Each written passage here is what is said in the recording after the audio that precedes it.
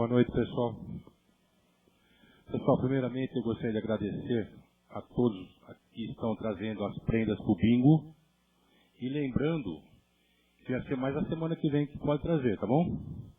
Então a casa fica muito grata e não esquecendo, para quem quiser colaborar, até quinta-feira que vem ainda dá tempo, tá? Vamos fazer o sorteio dos livros? Número 30, 42,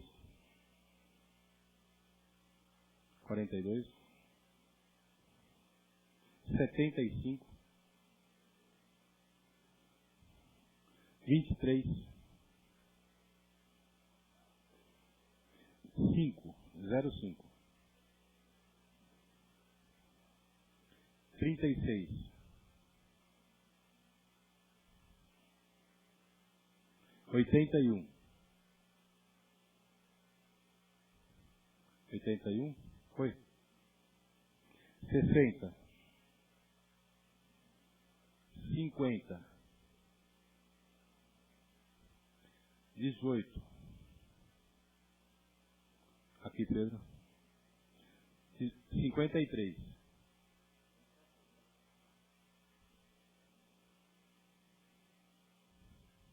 acabou, pô?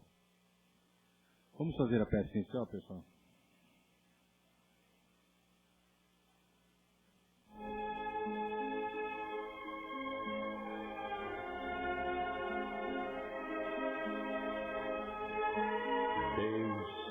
Nosso Pai, que sois todo poder e bondade, dai a força àquele que passa pela provação, dai a luz àquele que procura a verdade, fonde no coração do homem a compaixão e a caridade.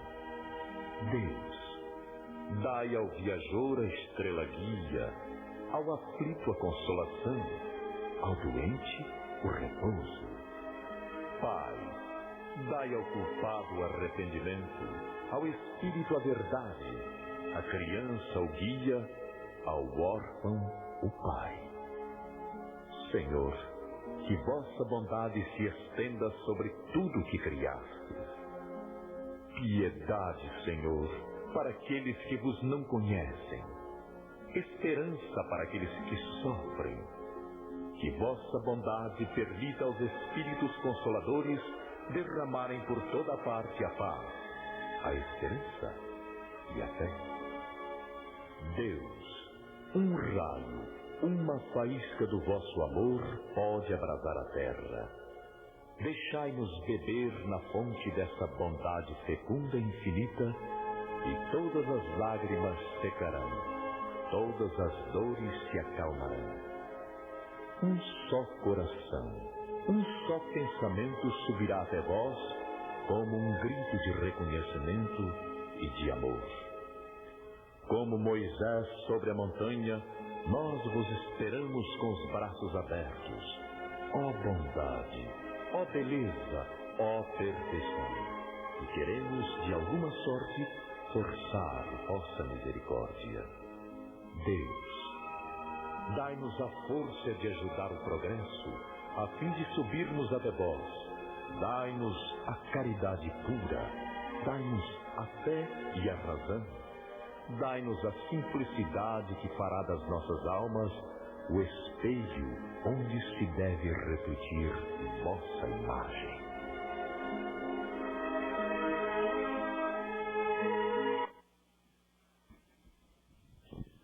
Gostaria de chamar agora o nosso companheiro e palestrante da noite, o Rússio.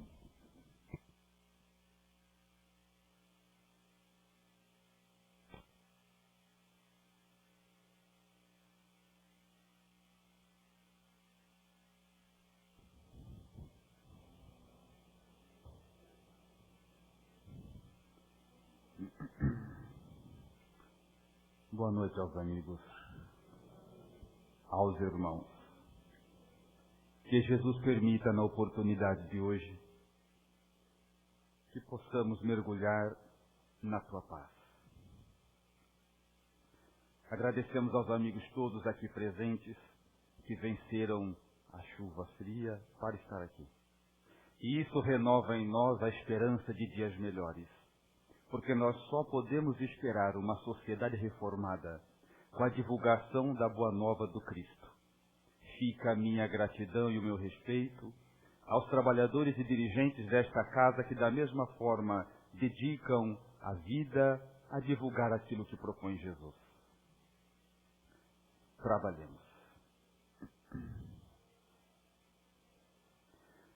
Aquele que sempre vivesse em sobriedade, que de nada abusasse, que fosse simples nos gostos e modesto nos desejos, de muitas atribulações se livraria.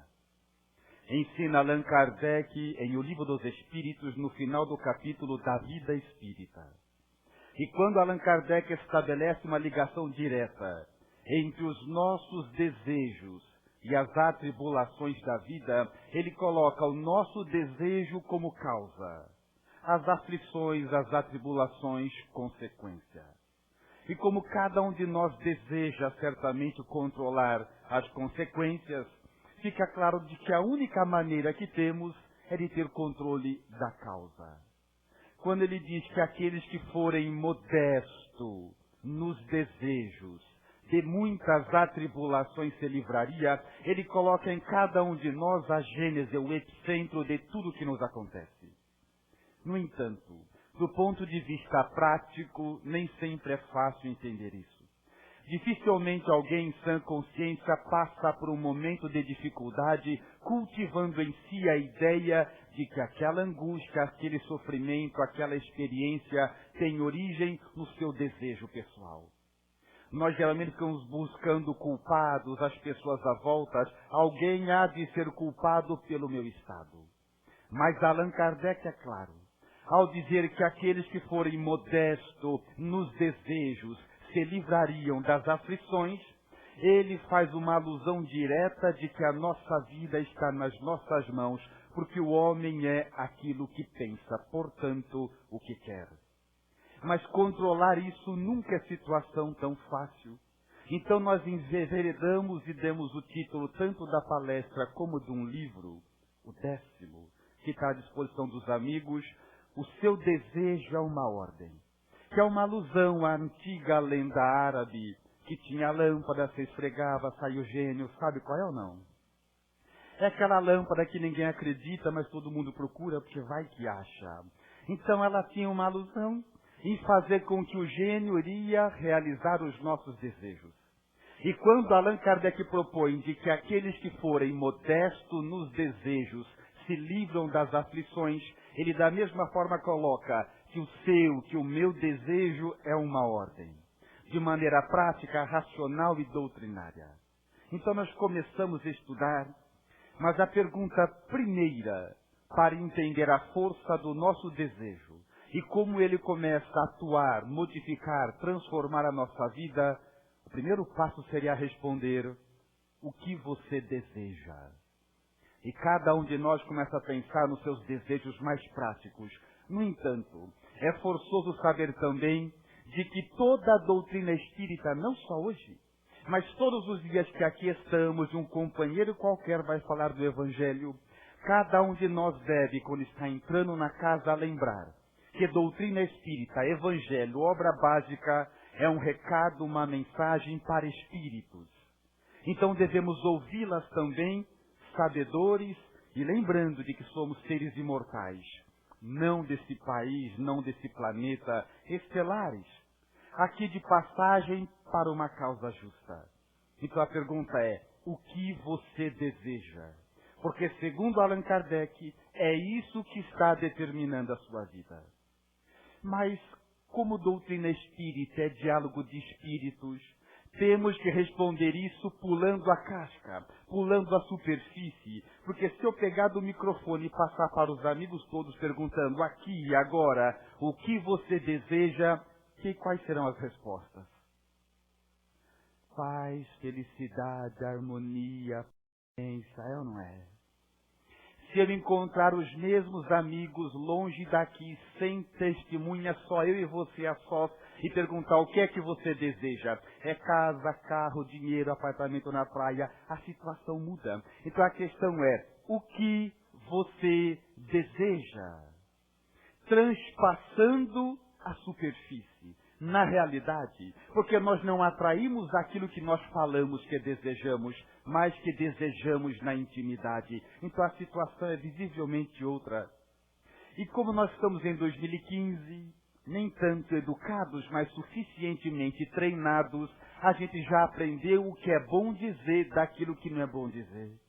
Então quando alguém fala o que é que nós desejamos, nós temos respostas prontas que nem sempre condizem com a nossa realidade, com aquilo que a nossa alma vibra.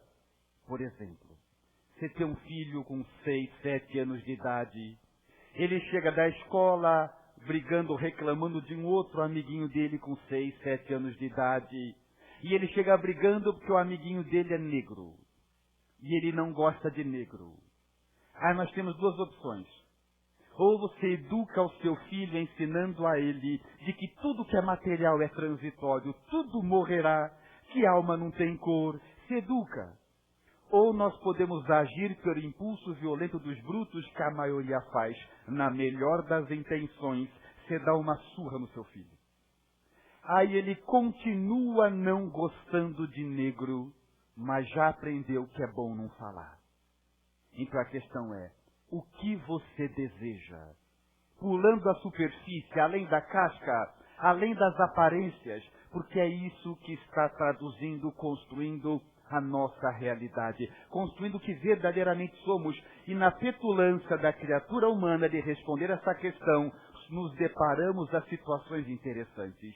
Vocês perceberam que existe uma dualidade muito grande entre aquilo que nós falamos que desejamos e aquilo que nós desejamos na realidade? De verdade? Vou dar um exemplo. Vocês não conhecem gente que diz que deseja emagrecer? Não é o meu caso, mas tem. E eles comem desesperadamente. Já viu isso ou não? Vocês conhecem gente que diz que deseja a paz do mundo? Aonde ele vai, ele fala que quer a paz do mundo. Pois não. Eu vou descontar do meu tempo, você me desculpa. Importa branca, AKA 7224. Enquanto uma garagem, para tirar o jeito.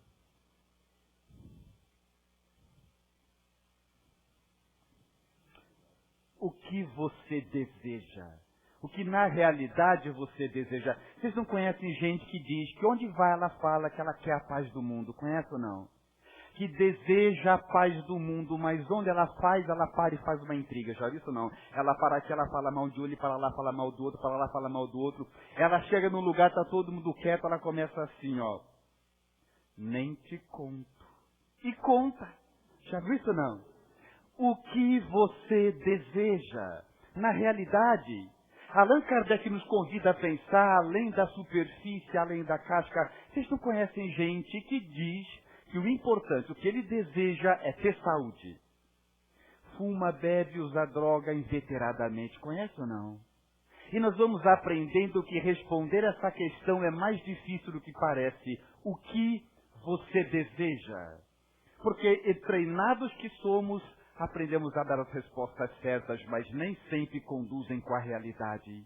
Então quando ele diz que aqueles que forem modestos nos desejos se livraria de muitas aflições, ele nos convida a uma observação interna, que vai além da superfície das aparências, porque muitas vezes nós nos contentamos, não somente nós espíritas, toda a religião, mas como que falar dos outros é maledicência, vamos falar só de nós. Nós aprendemos muito, treinamos muito e praticamos pouco. Nós falamos que queremos a paz do mundo e não cumprimentamos quem se senta do lado, percebeu ou não? A gente diz que somos todos irmãos, que Deus é pai de todo mundo. A gente anda na rua, mas não cumprimenta a estranha. A gente não conhece, ou não é? Alguma coisa está errado. Há uma distância abismal entre a prática e a teoria. E a teoria apenas nos treina e nos mantém exatamente aqui.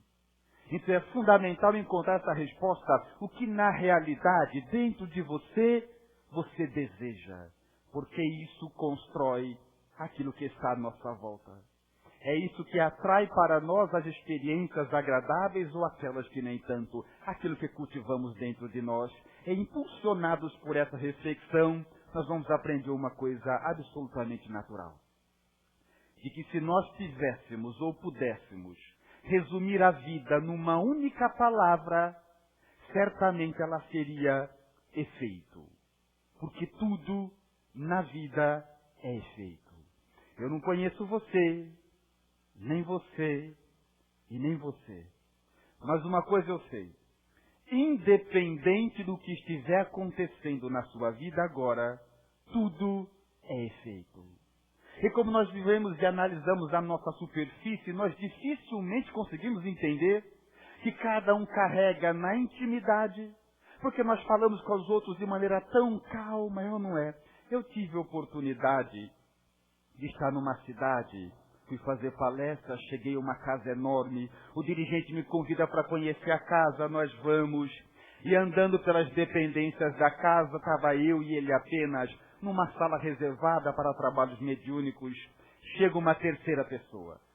Chegou uma terceira pessoa e falou assim, é o seguinte, eu vim trazer aqui, porque o fulano de tal devolveu os talões da rifa sem vender nenhum. Agora a rifa é semana que vem, não dá tempo de vender. Ele pegou um monte, devolveu, está tudo aqui, o que eu faço?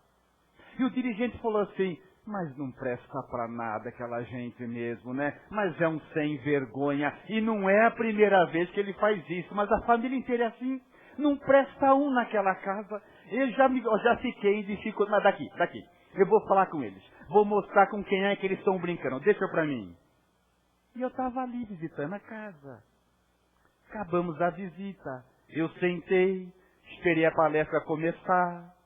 Na hora de começar, ele veio aqui na frente para me anunciar. E começou assim. Meus irmãos. Quase que eu falo, sai desse corpo, que esse corpo não te pertence. Porque quem estava aí até agora era outro, não era esse. Então nós somos assim. A doutrina espírita é de tamanha grandeza, mas nós nos contentamos em parecer bom, parecer honesto, em mostrar superfície, casca. Mas para estudar desejo, eu dei os passos iniciais como se estuda qualquer outra coisa. Buscar sua definição. E nos grandes dicionaristas, eles definem desejo da seguinte forma. Força de atração em direção a uma satisfação. Desejo sempre busca prazer, satisfação. E as pessoas movidas pelo desejo só fazem aquilo que dá prazer. Mesmo que elas já aprenderam que outras coisas é certo, se não dá prazer, elas não fazem. Conhece gente assim ou não? Vou dar um exemplo. Vocês espíritas que são, já aprenderam que em doutrina espírita estudar é importante, sim ou não? Eu vou perguntar de novo, eu queria que os indecisos mentissem, para mim não ter que trocar o exemplo. Vocês já aprenderam que em doutrina espírita estudar é importante, sim ou não? Muito bem. No entanto, aqueles que ainda são movidos pelo desejo e não pela inteligência, aprenderam o que é certo, mas não dá prazer, ele não faz. E ele fica andando pelas ruas de Barra Bonita, todo mundo que ele encontra, ele fala assim, você tem que estudar. É muito importante estudar, você devia estudar, lá é de segunda-feira, viu? Aí ele encosta com o outro e fala assim, você já foi estudar? Estudar é importante, você tem que ir. Aí ele convidou, você já começou a estudar? Você tem que estudar. Só que ele não vai, porque ele é movido pelos desejos, e o desejo só lhe permite fazer o que dá prazer. E com o nosso nível de educação e cultura, a gente ainda não vê prazer em estudar. Então nós somos movidos pela superfície, e a doutrina espírita veio pela alma. Por isso ainda é uma ilustre desconhecida. Mas para entendermos, porque são expressões do querer, a diferença entre desejo e vontade, porque aparentemente são próximas, mas a sua definição dar-nos-ia uma visão muito diferente da vida. É fácil, é só que desejo obedece ordens dos instintos. Somente isso. Por isso faz o que dá prazer. Comer, beber, reproduzir, nada mais. A inteligência não. A inteligência, Allan Kardec ensina de que a inteligência é uma propriedade da alma humana. Todos nós possuímos, mais ou menos desenvolvidas. É diferente do desejo, a vontade recebe ordens da inteligência. Quem tem a inteligência já desenvolvida, consegue conduzir a sua vida pela força de vontade. Quando somos ainda movidos pelos instintos, só fazemos o que dá prazer. Mas cada um de nós está em estágios variados e diferentes. Começamos todos só instintos e chegaremos um dia à inteligência, educando tudo, inclusive os instintos. Mas para saber se nós hoje aqui já somos movidos pela inteligência ou ainda somos movidos pelos instintos, desejo, é muito simples. Como o desejo obedece ordens dos instintos, o desejo aos instintos. E instinto é coisa do homem primitivo. Tudo que o homem da caverna fazia, quando a gente ainda faz, mostra que esse homem primitivo existe dentro de nós. Que Jesus no Evangelho chamou perfeitamente, sabiamente de homem velho. Ainda dizia, libertem-se do homem velho para que nasça o homem novo, porque é só esse que pode ser feliz. Porque o homem velho é o homem primitivo, movido pelos instintos, nunca vai chegar à felicidade. Mas para fazer essa análise, se nós somos mais motivados pela inteligência ou mais pelos instintos, pelo desejo, temos que observar o homem primitivo. E o homem da caverna, para defender a caverna dele, a prole dele, a cria dele, o clã dele, ele agride, ele ofende, ele magoa, ele atropela qualquer um. Já viu isso ou não? Muito bem. 2015, estamos nós, espíritas, conhecemos o Evangelho, conhecemos Jesus.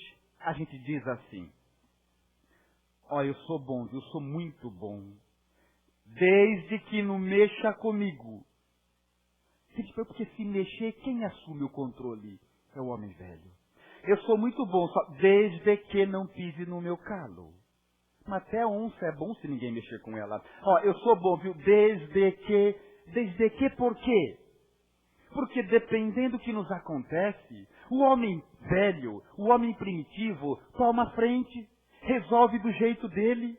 E quando nós voltamos à tona, a gente tem vergonha de nós próprios e fala, perdi a cabeça. Não, não é que você perdeu. É que o homem velho assumiu o controle. O homem primitivo, o homem da caverna, para ele defender a comida dele, a água dele, ele não tinha limite. Ele atropela qualquer um, ele mata, ele ofende, ele agride. 2015, aqui estamos nós. De repente o indivíduo fala assim, conhece Jesus e o Evangelho, fala assim, ó, eu sou muito bom, sabe? Mas se eu tiver com fome, é bom nem conversar comigo. Ó, eu sou muito bom, sabe? Mas se eu tiver com sono, é bom sair da minha frente. Por quê? Quem assume o controle se algo mexer no seu íntimo? É o homem velho. É o mesmo homem velho apontado por Jesus que fica ali escondido, quieto, em segredo, mas em momentos determinantes é ele que define a nossa vida. É ele que surge, é ele que aparece para determinar os momentos mais importantes da nossa vida. Então, ou vencemos o homem velho, ou ele vai constantemente aparecer na nossa vida, surgir de dentro de nós em momentos particulares. Aí nós estudamos, falamos de Jesus, do Evangelho, e não percebemos por quê. Esse homem velho continua existindo dentro de nós, determinando a nossa vida. E o desejo é algo tão poderoso que ele escraviza até mesmo o pensamento. Segunda carta de Pedro, capítulo 2, versículo 19, ele escreveu assim: todo aquele que é vencido é também escravo daquele que o venceu. Sensacional, né? Todo aquele que é vencido é também escravo daquele que o venceu. Quem é vencido pelo álcool é escravo do álcool. Quem é vencido pela droga é escravo da droga. E quem é vencido pelo desejo é escravo do desejo. Só fazemos aquilo que o desejo permite. Já aprendemos o correto, mas não temos nem força nem coragem moral de executar.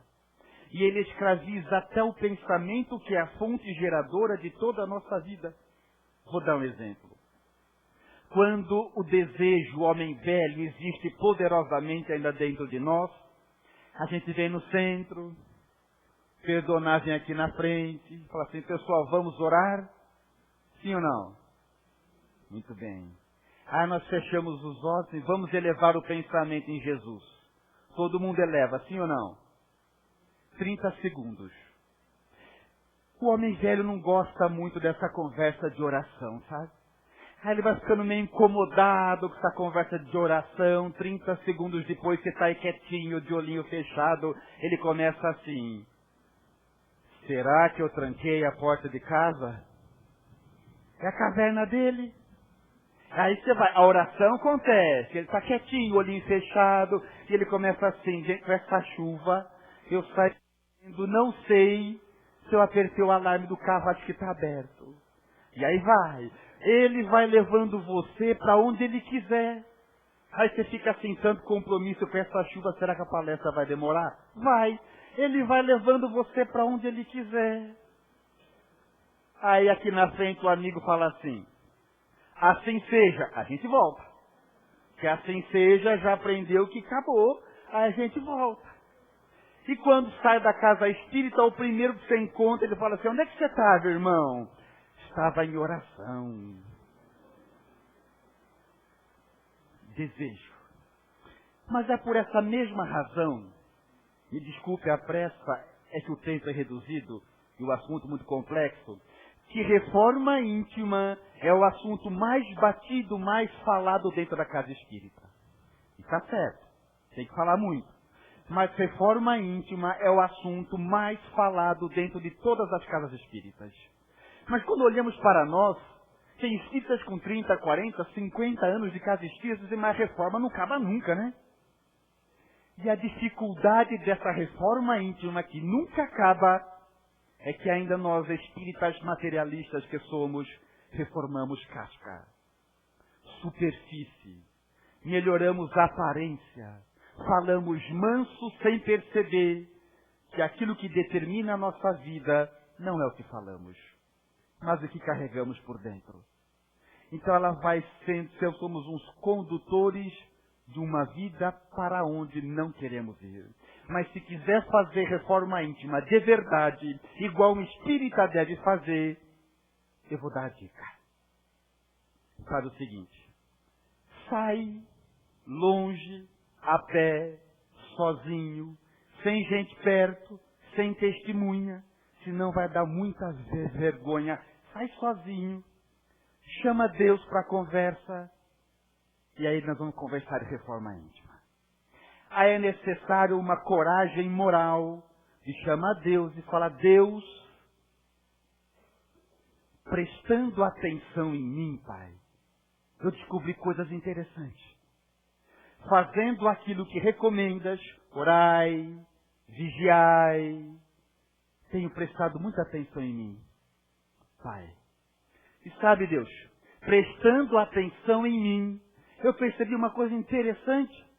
Sabe, Deus, aonde eu vou eu falo de paz, de paz, de paz, mas prestando atenção em mim, Pai, eu descobri que eu gosto mesmo é de violência. Sabe, Senhor, quando eu estou andando pela rua e eu vejo uma televisão ligada naqueles esportes de extrema violência ou naqueles filmes de extrema violência, Pai, eu fico fixado. Eu não consigo sair dali. Eu fico magnetizado. Eu descobri, Senhor, prestando atenção em mim, que eu gosto mesmo é de violência. E tem mais, Senhor. Eu tenho prestado muita atenção em mim. E eu descobri que eu gosto também de fofoca. É verdade, Deus.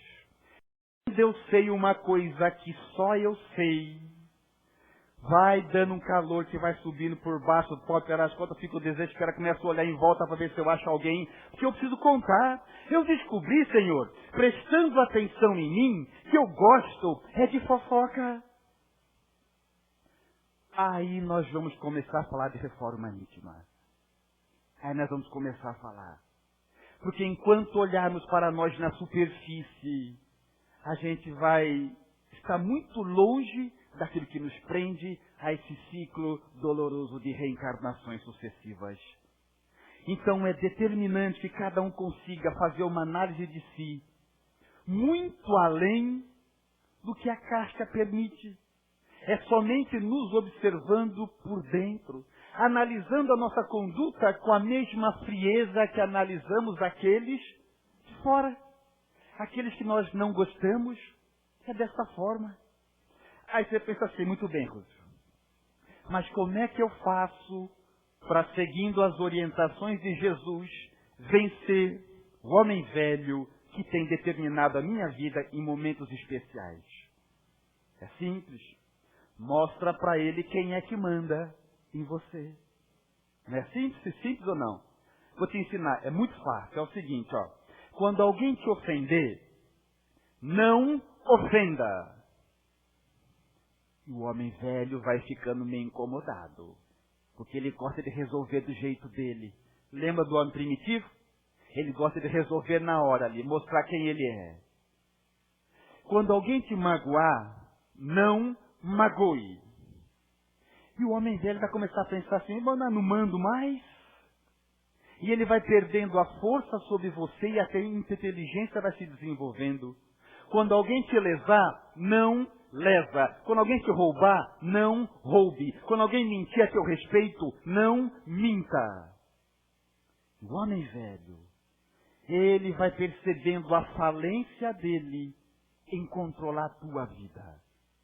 Aí nós pensamos assim, não, mas eu estou sofrendo, mas não é comigo. Eu estou sofrendo porque lá em casa, que é o meu chefe... Não, espírita, vamos conversar aqui na espírita. Toda a vida à nossa volta é consequência do que carregamos dentro. Você transforma-se por dentro e atrai outro tipo de gente. Mas ninguém está à nossa volta por engano. Porque a vida é reguladamente sábia. Não há erro na criação. A nossa parte é vencer o homem velho. É mostrar para ele de que nós já entendemos a proposta. Porque quando falamos que aqui é mundo de provas, expiações, é outra coisa, né?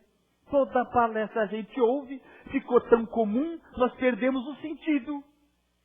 Se aqui é prova e expiações, anda cauteloso. Porque a vida não nos vai dar paz. E quando fala em prova, não é só as grandes catástrofes que perde tudo, desbarranca, morre o mundo. Não. O que mais nos traz para esse mundo, mais nos prende nesta situação, são as pequenas provas no dia a dia. Que ainda fazem cultivar em nós o orgulho, a maledicência, a prepotência, a avareza. É a maneira com que tratamos as pessoas, é a maneira com que exercemos o nosso mando ou não, é a maneira com que impomos a nossa situação social ou não. Isso é determinante. Mas Allan Kardec, percebendo a importância da lei da atração, que para quem não estuda a doutrina espírita, guardando fidelidade com Allan Kardec, parece novidade, é ou não é? Vocês conhecem o Segredo? Aquele livro que saiu há alguns anos, com a lei da atração, chegaram a ver ou não? Claro que viram, todo mundo viu. A autora anunciava que com aquele livro ganhava dinheiro, até quem não sabia ler comprou, porque a gente já tem esse negócio. No entanto, lei de atração é novidade para quem não estuda a doutrina espírita com fidelidade a Allan Kardec, que para quem estuda é assunto batido. Allan Kardec ensina, obras póstumas, capítulo Manifestações Espíritas, ele escreveu: se terminasse a lei de atração, a harmonia do universo estaria comprometida. Cada um de nós, exatamente agora, tem a vida precisamente proporcional ao que atrai pela própria estrutura íntima. Porque tudo é efeito. Agora, quando nós falamos, respondendo o que Allan Kardec propõe, o que você deseja, percebemos que essa resposta é muito mais complexa do que nós fazemos parecer ser. Mas Allan Kardec, em O Livro dos Espíritos, questão 467, fazendo alusão ainda aos nossos desejos, interroga aos imortais da seguinte forma: o homem poderia vencer as solicitações dos espíritos perversos que nos chamam ao mal? Kardec pergunta assim: quando somos convidados a praticar o mal pelos espíritos perversos, o homem poderia resistir? E se a pergunta é oportuna, a resposta é notável. Eles respondem assim: sim, claro que sim. Porque esse tipo de espíritos perversos não se ligam a ninguém, senão quando são chamados pelo desejo e pelo pensamento.